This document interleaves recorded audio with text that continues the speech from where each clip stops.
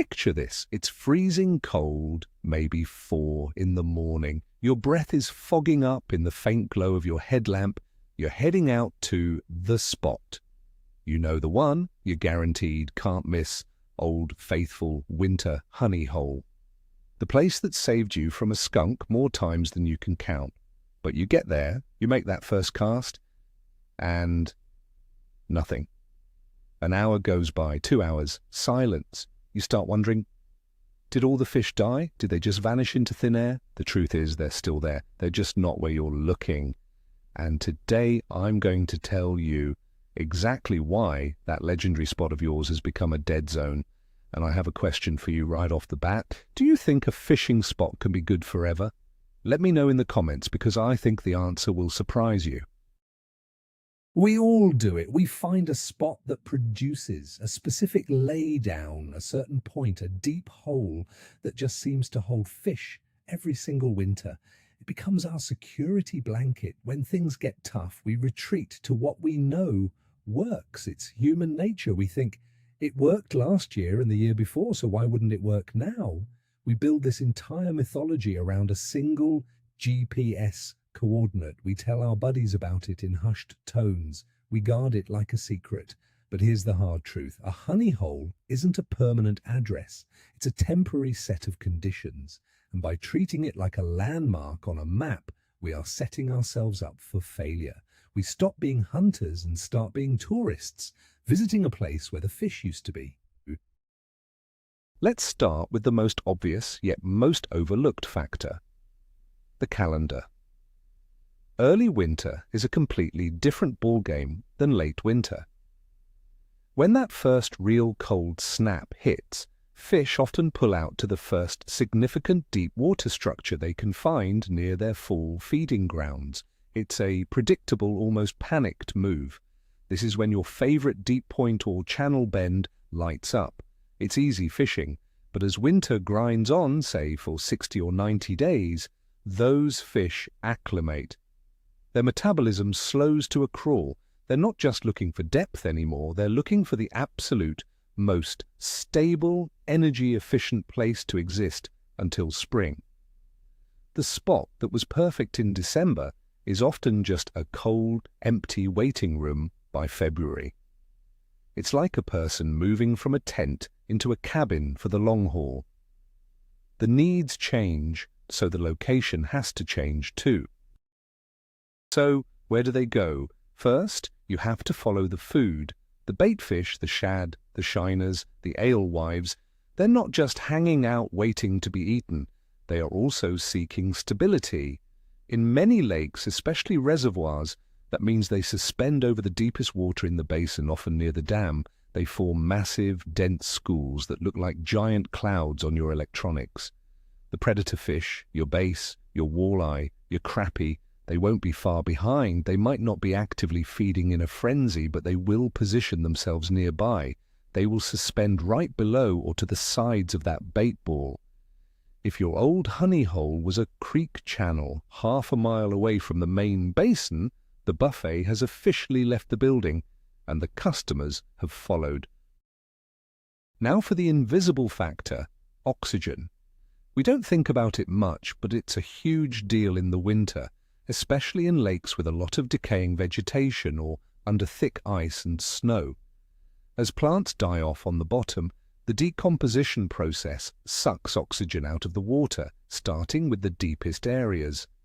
A hole that was a 5-star hotel in early winter can become an anoxic dead zone by mid-winter.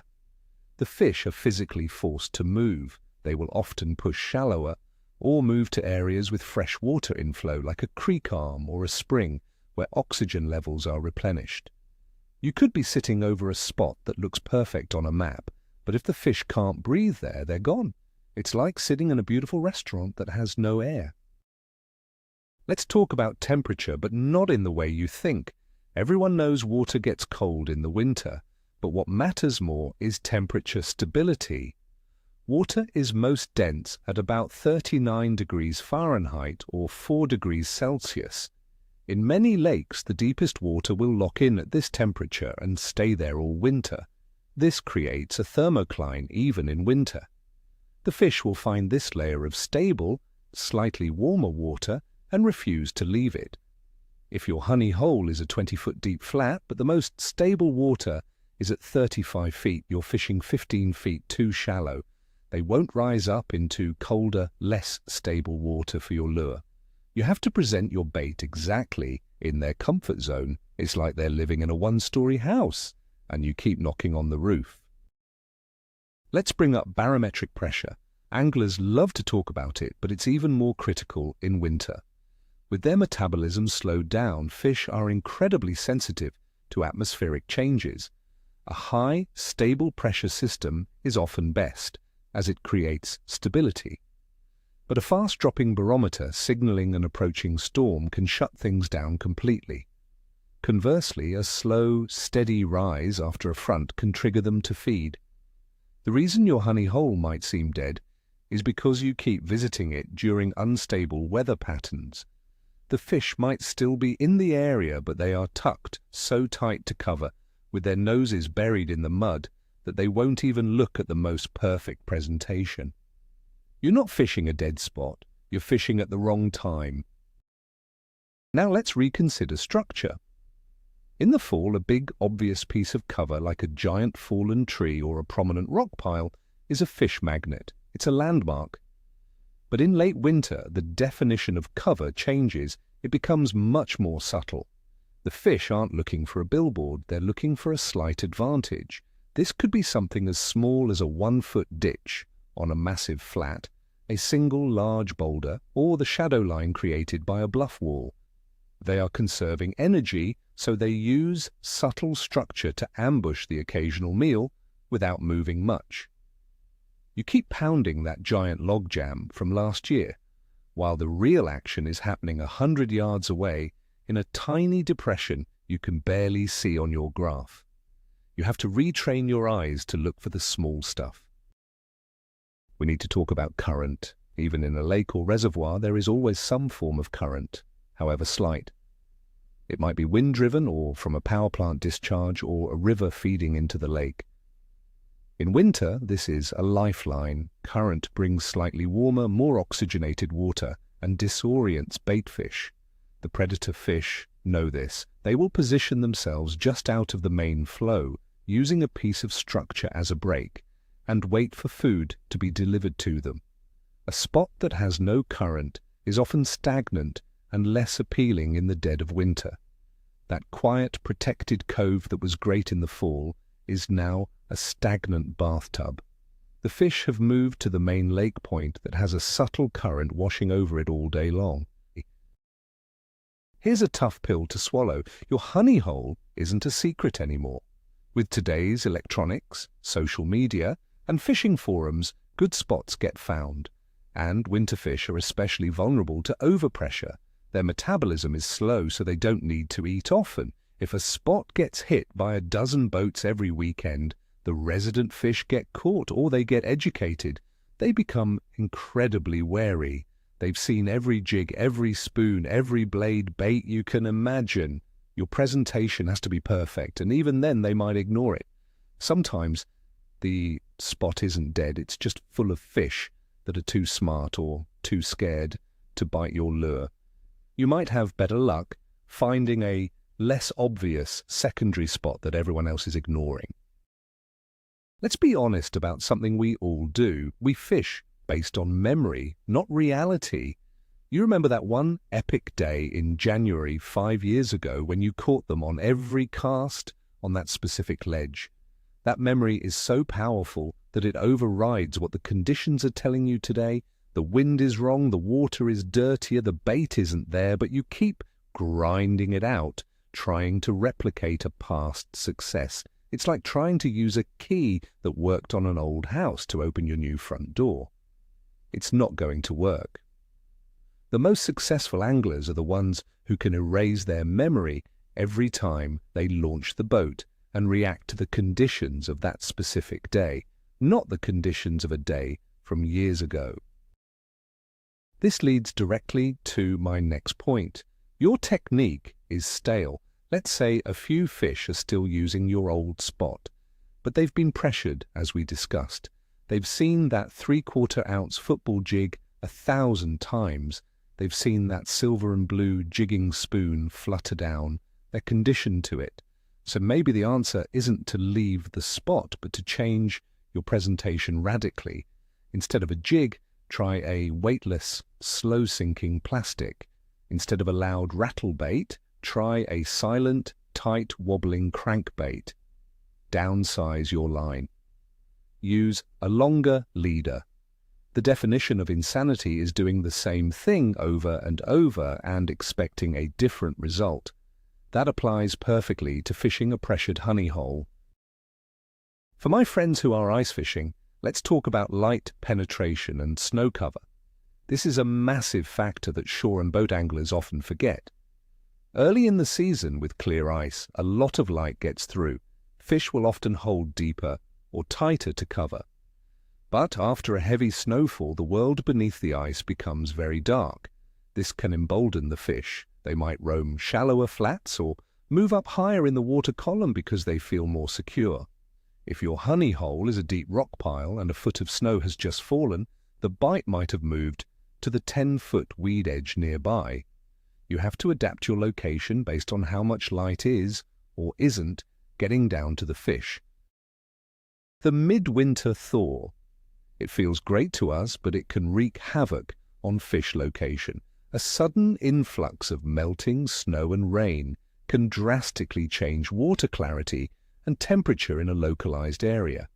That runoff is often muddy and colder than the stable water the fish were in. It can push them out of a creek arm or a bay entirely. They'll retreat to deeper, more stable water until the conditions settle down again. So you show up to your spot during a warm spell expecting the fish to be biting like crazy, and the place is a ghost town. It's because the conditions that made it a honey hole have been temporarily destroyed by the weather you thought was a good thing. Think about what the fish are actually eating. In the fall, they were likely gorging on big gizzard shad or other baitfish, but in the dead of winter, their diet can shift. With a super slow metabolism, a big meal isn't always the goal.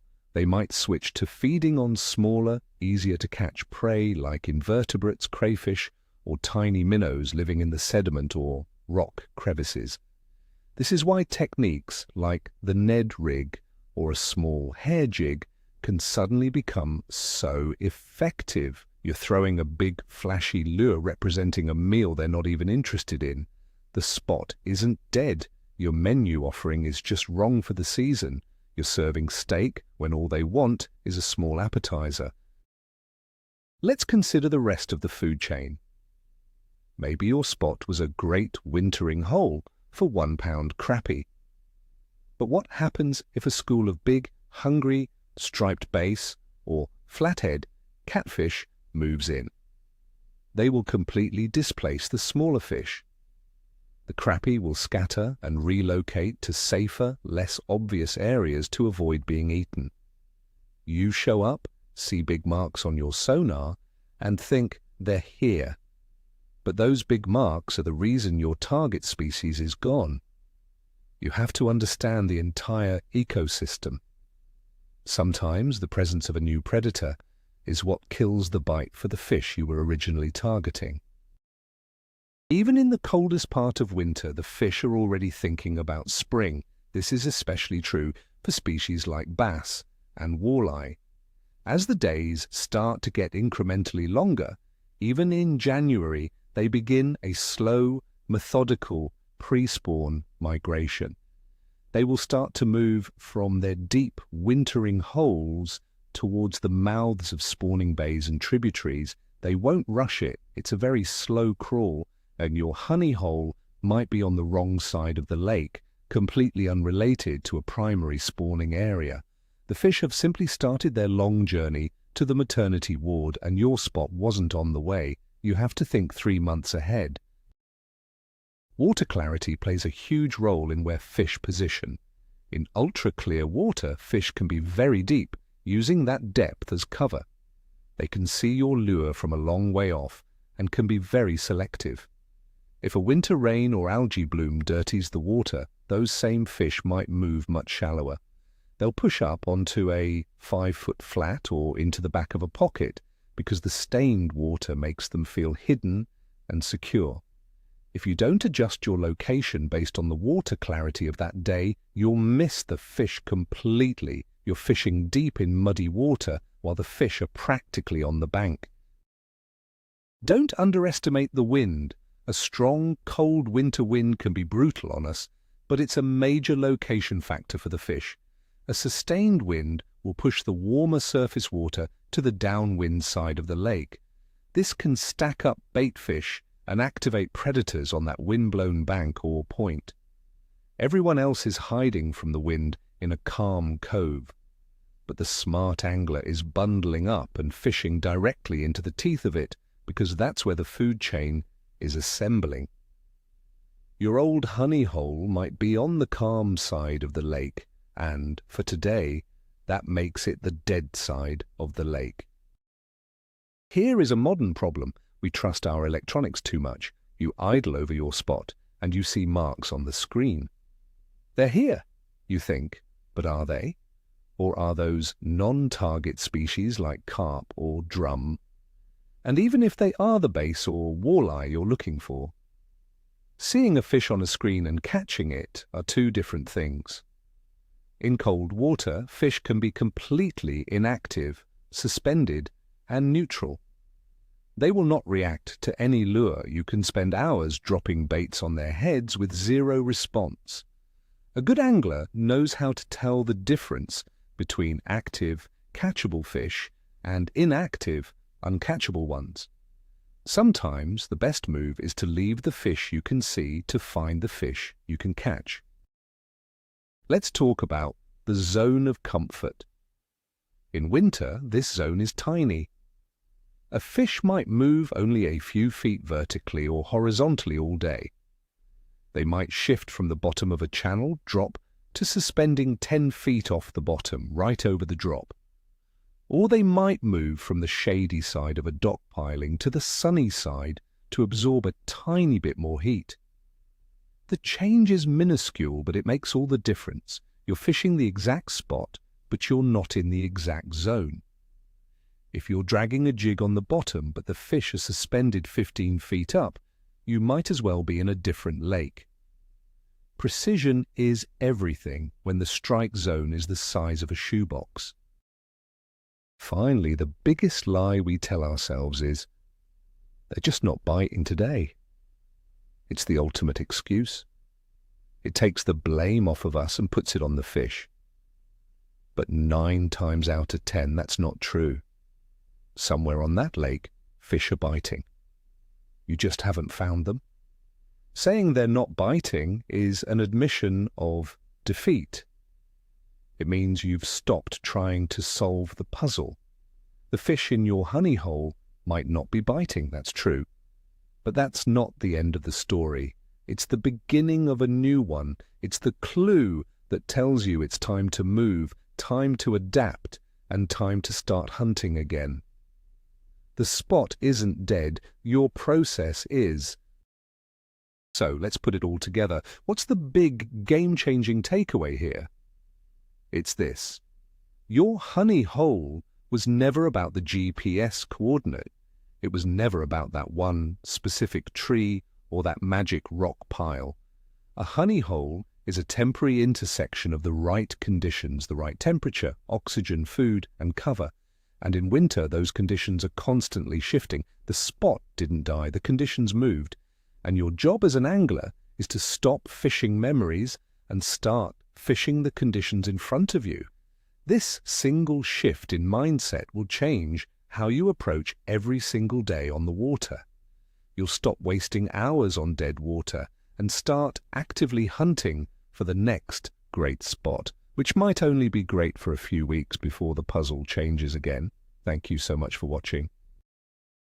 If this opened your eyes, do me a favor and hit that like button and subscribe to the channel for more content that breaks down the why behind fishing. Now for my final question. What's the longest you've ever sat on a dead honey hole before you finally gave up and moved? Be honest. Drop your story in the comments below. I can't wait to read them.